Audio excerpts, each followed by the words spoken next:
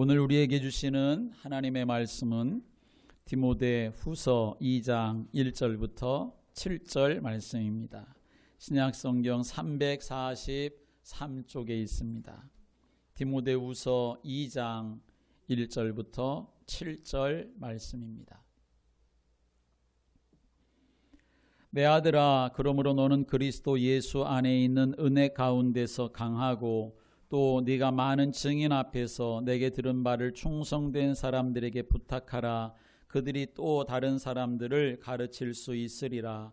너는 그리스도 예수의 좋은 병사로 나와 함께 고난을 받으라. 병사로 복무하는 자는 자기 생활에 얽매이는 자가 하나도 없나니 이는 병사로 모집한 자를 기쁘게 하려 함이라.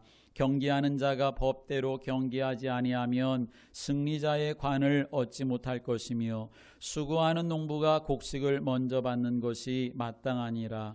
내가 말하는 것을 생각해보라. 주께서 범사에 내게 총명을 주시리라. 아멘. 함께 하겠습니다. 은혜 가운데서 강한 자가 됩시다. 지난주의 말씀도 은혜 가운데서 강한 자가 되라 하는 말씀, 특별히 그러기 위해서 말씀 속으로 들어가야 할 것을 우리에게 또 언약으로 주셨습니다.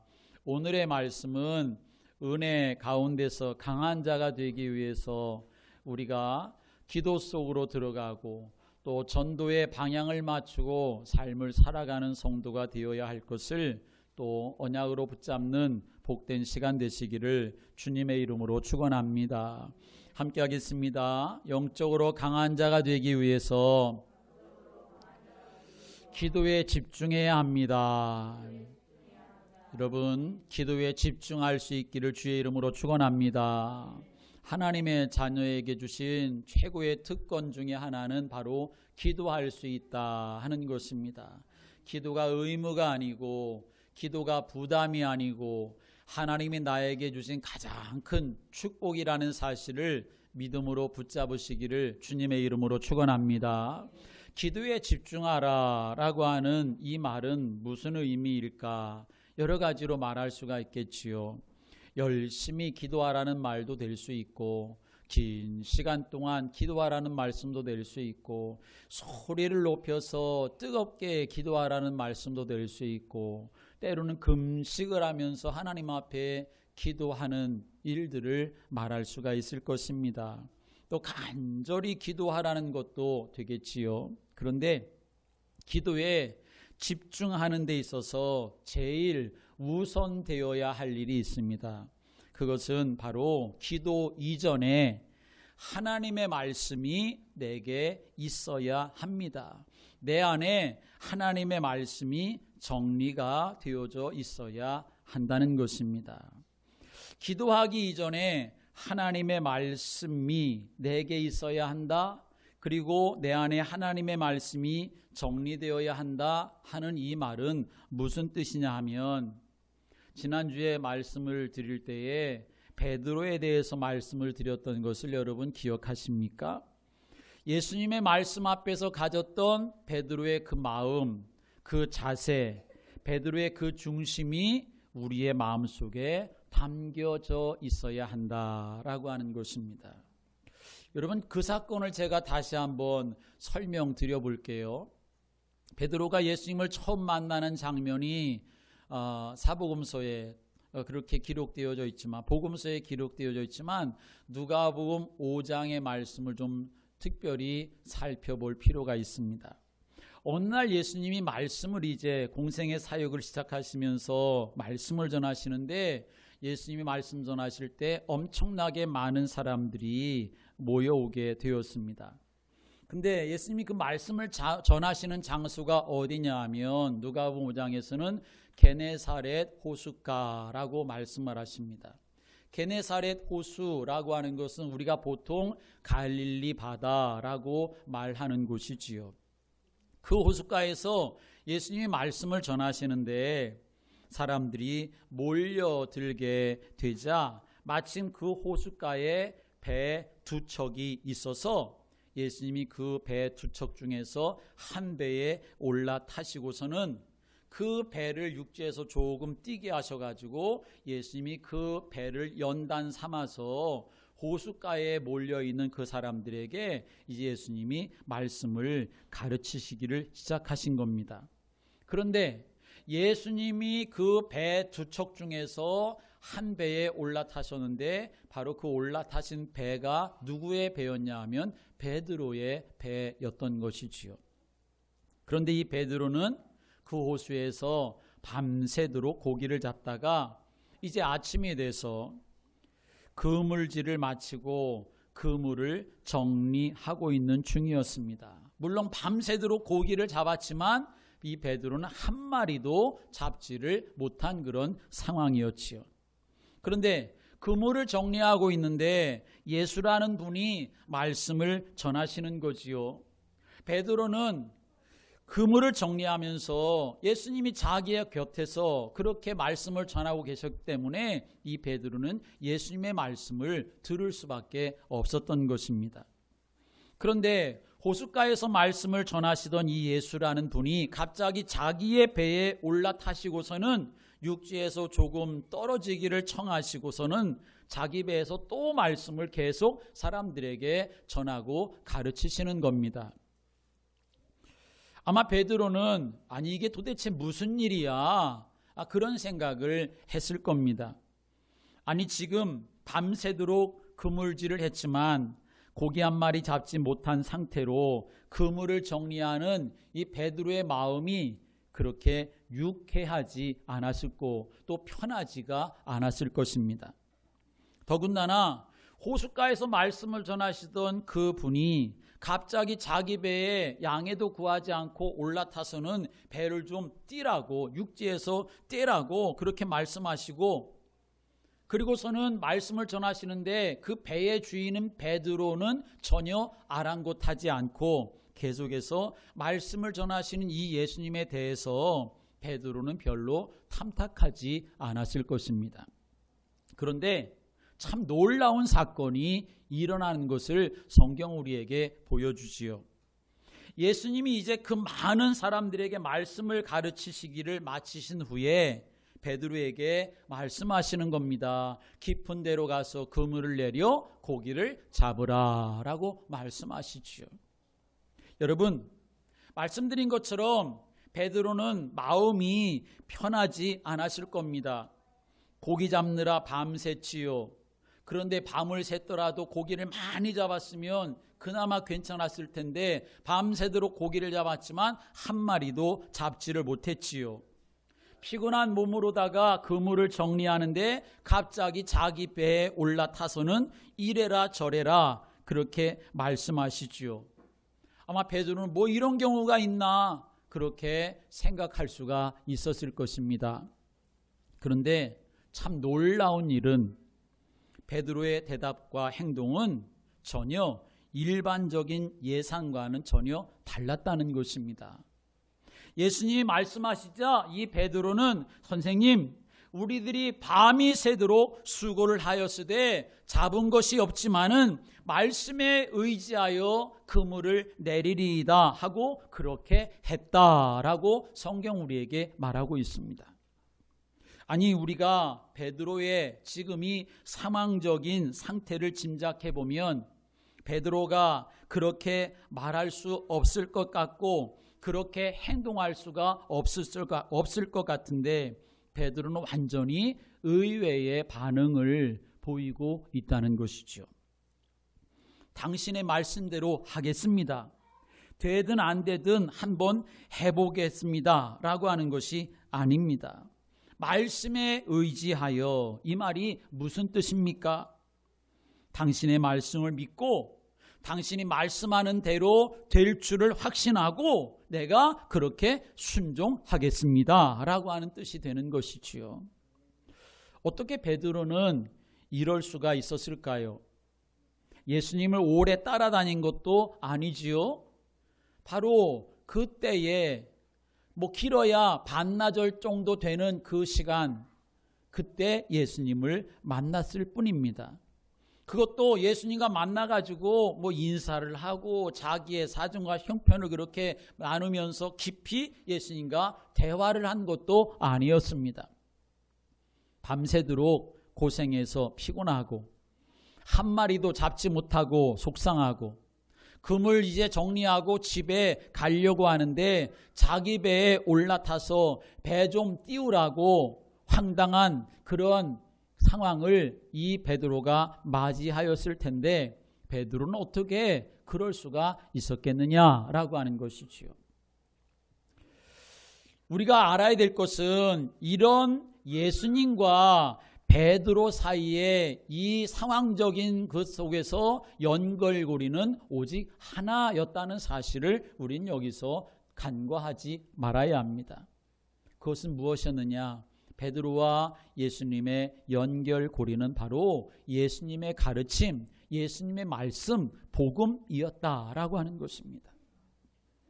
무슨 말씀을 하셨는지 그 내용은 우리가 알 수 없어요. 그 내용은 기록되어 있지를 않습니다. 그런데 중요한 것은 베드로가 예수님의 말씀을 의지하여 그 말씀대로 순종했다고 하는 것은 예수님의 말씀이 자기의 가슴에 들어왔다라고 하는 것을 말하는 것입니다. 그물을 정리하면서 들었던 예수님의 말씀이 마음에 믿어졌다라고 하는 의미입니다. 자기 배에 올라타셔서 무리들에게 가르치시는 그 말씀이 이 베드로에게는 확신이 되었다라고 하는 말이지요. 베드로가 지금 무리들에게 가르치시는 예수님의 말씀을 들으면서 그 베드로가 그 마음속에 나도 저 말씀을 믿으면 내 인생에게도 놀라운 일이 일어나겠구나. 지금 예수님이 저 무리들을 향해서 말씀을 전하시는데 내가 저 말씀을 믿으면 내 인생도 새로워지게 되겠구나. 이제 저분이 저기 호숫가에 있는 사람들에게 말씀하시는 게 아니라 이제 저분이 정말 나에게 말씀하신다면 내가 정말 그렇게 해야 되겠구나. 그런 마음이 예수님의 말씀을 들으면서 이 베드로의 마음속에 담아졌다는 것입니다. 말씀에 대한 믿음이 베드로의 마음에 가득하게 되었습니다. 그런데 이게 웬일입니까? 자기의 마음을 예수님이 속속들이 알고라도 계시듯이 예수님이 말씀을 마치신 후에 그냥 돌아가시려고 하시는 것이 아니라 이 베드로에게 예수님이 말씀하시는 겁니다. 그물을 정리하면서 자기 배에 올라타신 그 예수님이 말씀하시는 거, 그걸 베드로가 들으면서 나도 저 말씀을 믿으면 내 인생이 새로워지겠구나, 놀라운 역사가 일어나겠구나, 저 예수님이 이제 저 사람들에게 아니라 나에게도 말씀하신다면 나에게도 정말 놀라운 일이 나겠구나, 내가 그대로 순종해야지, 그런 마음을 딱 가지고 있었는데 예수님이 말씀을 마치신 후에 베드로에게 말씀하시는 거지요. 그물을 내려 깊은 데로 가서 고기를 잡으라 라고 말씀하십니다. 여러분, 베드로는 두말하지 않고 우리는 할 수 없었지만, 우리의 힘으로는 안 되지만, 우리의 능력으로 경험으로 안 되지만 말씀에 의지하여 당신의 말씀대로 될 줄을 믿습니다. 당신의 말씀은 완전합니다. 당신의 말씀은 능력입니다. 내가 말씀을 믿고 그렇게 하겠습니다 라고 그물을 내린 줄을 믿으시기 바랍니다.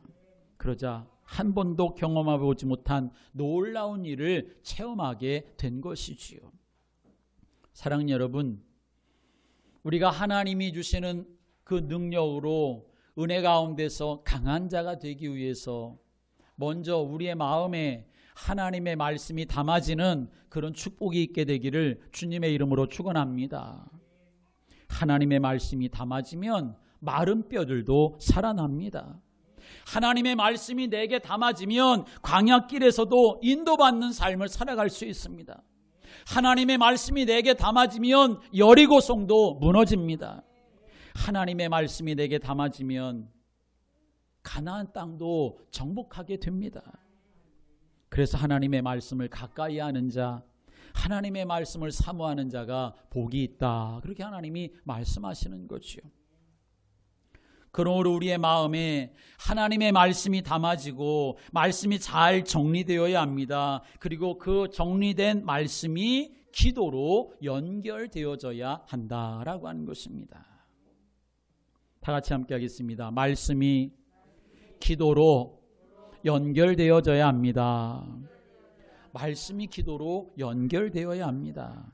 나에게 주신 말씀이 기도로 연결되어야 합니다. 이 말은 기도 제목이 말씀 속에서 나와야 한다라고 하는 것입니다. 여러분 생각해 보세요. 하나님의 자녀에게는 하나님의 말씀이 절대적이 되어야 합니까? 아니면 상대적이 되어야 합니까? 절대적이 되어야 되지요. 이럴 땐 내가 하나님의 말씀을 붙잡고 이럴 땐 하나님의 말씀을 놓고 그런 건 상대적이라는 거예요. 그런데 절대적이라는 것은 내가 이런 때에도 하나님의 말씀을 붙잡고 이럴 때에도 하나님의 말씀을 붙잡고 나는 절대로 하나님의 말씀을 놓을 수가 없어. 하나님의 말씀이 나에게 전부야. 그게 바로 하나님의 말씀이 절대적이라는 것이지요. 하나님의 말씀은 절대적인 것으로 우리에게 주신 줄을 믿으시기 바랍니다. 그래서 하나님의 말씀 속에서 바로 기도가 나와야 되고 삶이 나와야 하는 것입니다.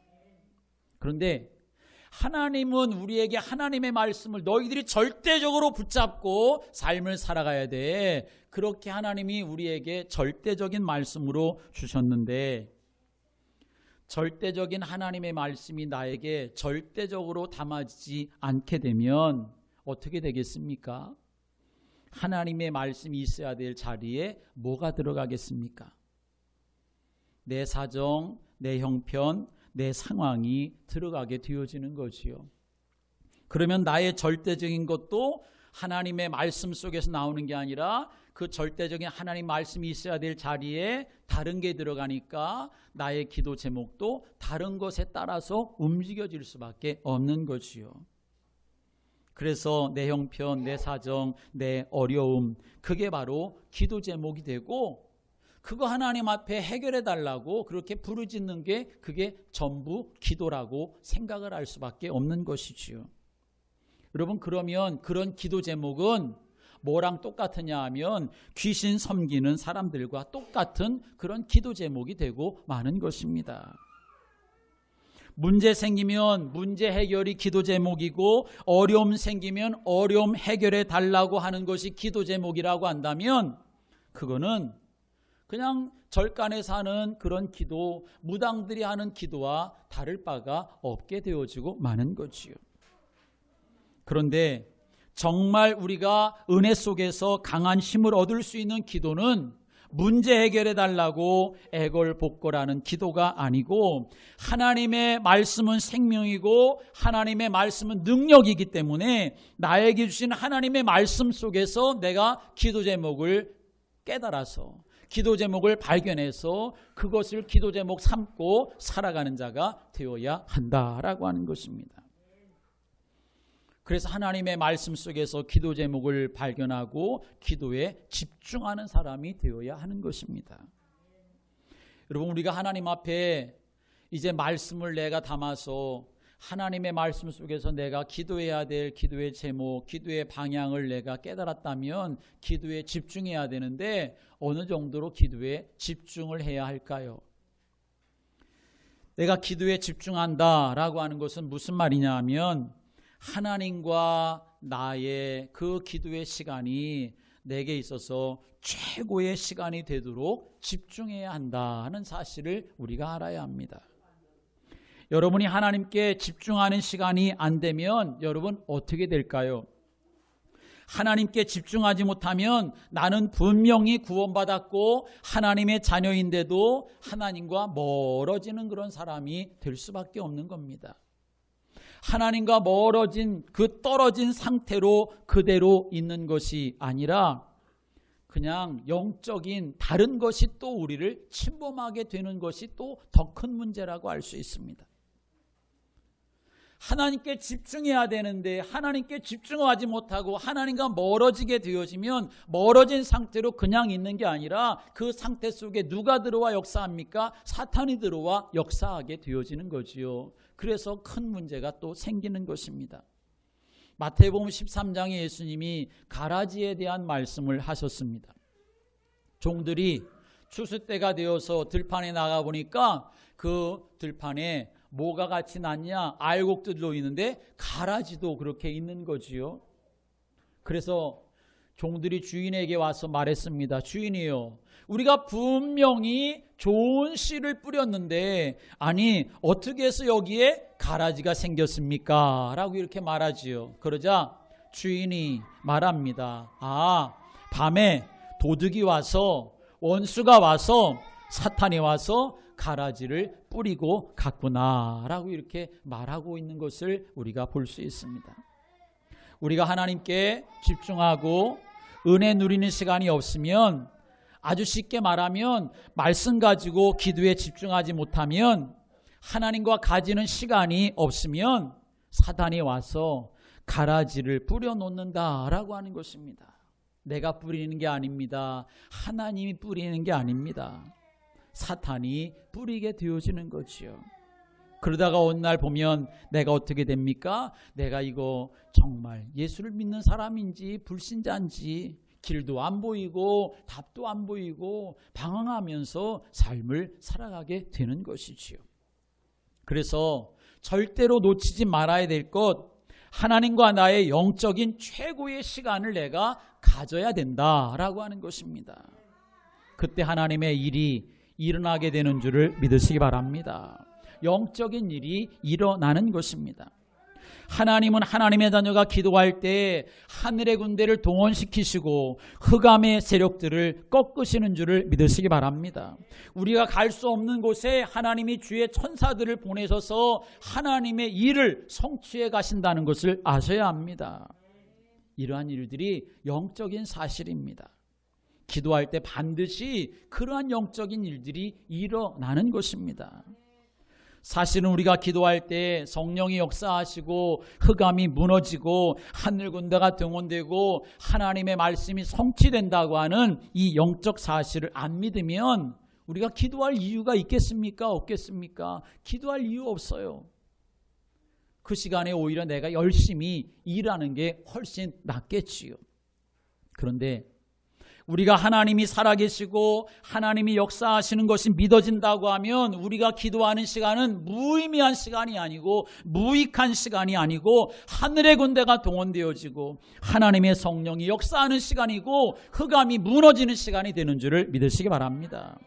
그래서 모든 기독교의 위대한 역사는 기도하는 중에 일어났다는 것을 아셔야 합니다.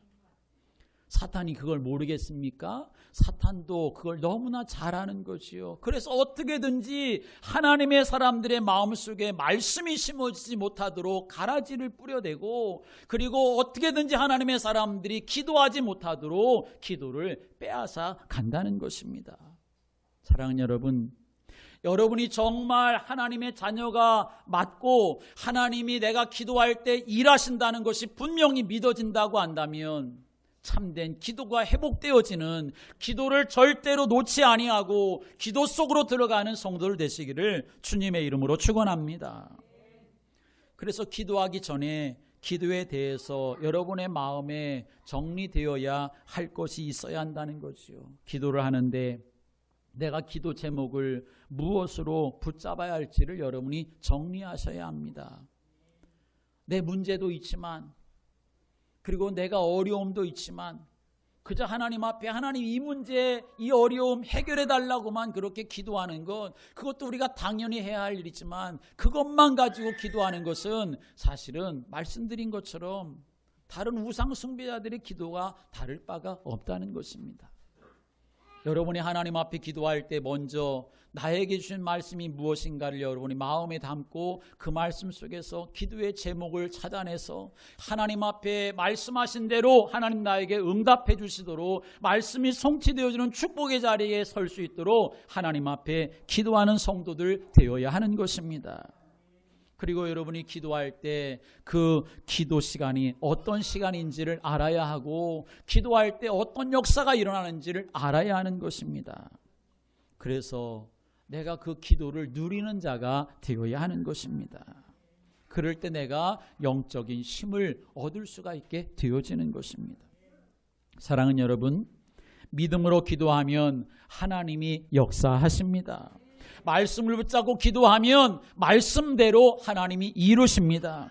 영적인 사실을 내가 믿고 기도하면 그리스도 예수 안에 있는 은혜 가운데서 내가 영적으로 강한 자가 될 수 있도록 하나님이 영적인 힘을 공급해 주시는 것입니다. 나로 강한 자가 되는 힘을 공급받을 수 있는 시간이 기도 속에 들어가는 시간인 것을 우리가 알고 이 기도의 축복을 놓치지 않는 그러한 성도들 되시기를, 기도에 집중하고 기도 속으로 들어가는 성도들 되시기를 주님의 이름으로 축원합니다. 또 우리가 은혜 가운데서 강한 자의 축복을 누리기 위해서 우리는 전도 속으로 전도의 방향을 맞추고 삶을 살아가는 성도가 되어야 함을 우리는 알아야 합니다. 여러분, 전도가 뭡니까? 전도라고 하는 것은 하나님이 우리에게 행하신 일을 전달하는 것, 그게 바로 전도입니다. 나와 함께 하시고 우리와 함께 하시고 또 그래서 모든 일이 하나님의 뜻을 이루는 것, 그게 바로 전도라고 할 수 있습니다.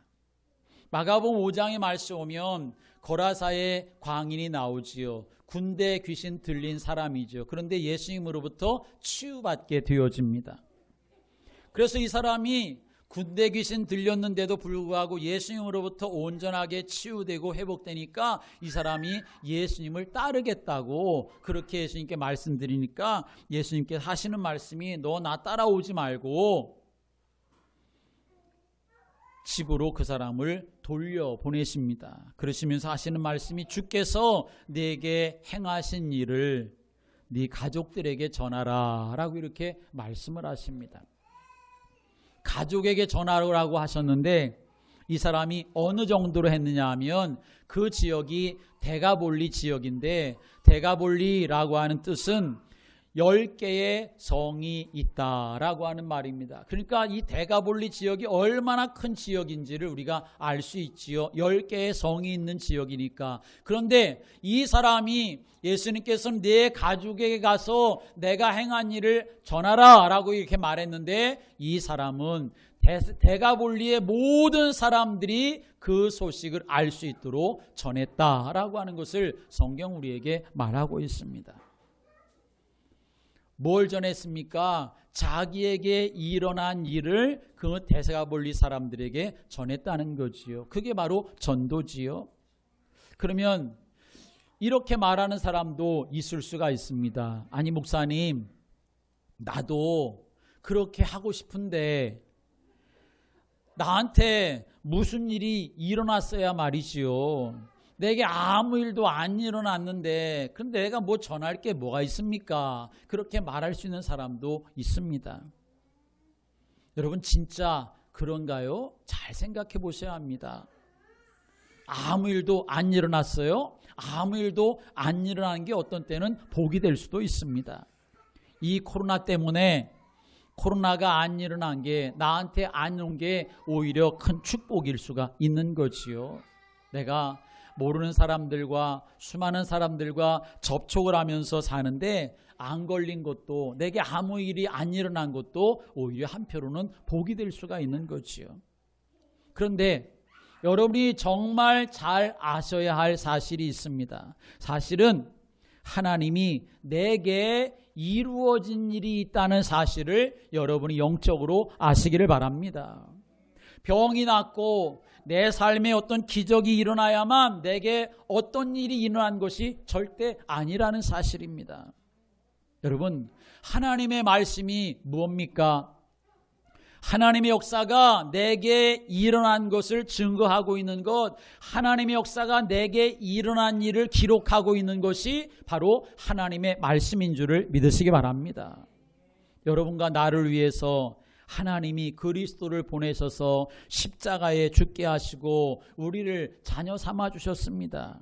그게 바로 내게 일어난 일인 것이지요. 어떤 면에서는 병이 고침받고 문제가 해결되어지는 어떤 그런 일이 일어난 것보다도 사실은 가장 귀하고 가장 놀라운 일이 내게 일어난 것입니다.